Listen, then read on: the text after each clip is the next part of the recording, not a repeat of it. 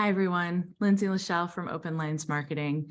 Today, I want to get back to the conversation about power and delegation. And I want to get a little bit more clear in those two roles that I started to introduce. So as I've said it before, both the asker and the doer have power.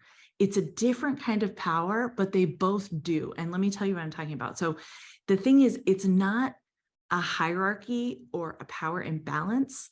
That's not what it's about. It has nothing to do with your job title or your role or your pay grade. Like, you can be an asker or a doer at any level of your career. In fact, all of us are both of those things in our jobs and in our households, right? So instead of that like hierarchy or power imbalance, I want to think more about like, what is the source of the power? So the asker is, as it says on the tin, the person who is asking for the thing. They're the delegator, right? And they dictate what is being done. That's their power. What is being done. They get to dictate the terms of the deliverable. The doer or the delegatee, they have power too. Their power is to dictate how it gets done. Right? We're going to set up our boundaries. We're going to set up our expectations. The asker will set the expectations for what gets done. But what that means is that they have to let go of the power the doer has, which dictates how it gets done.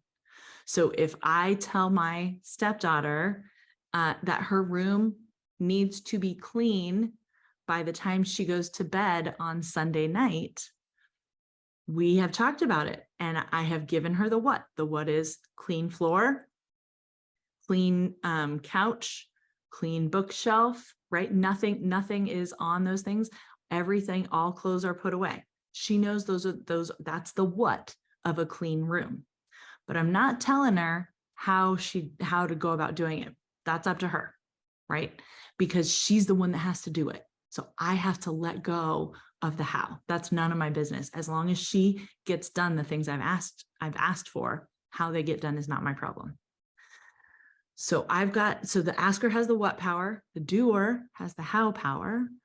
Both of the individuals get to provide feedback to the other, right? You get to ask questions or clarify, and together you determine when.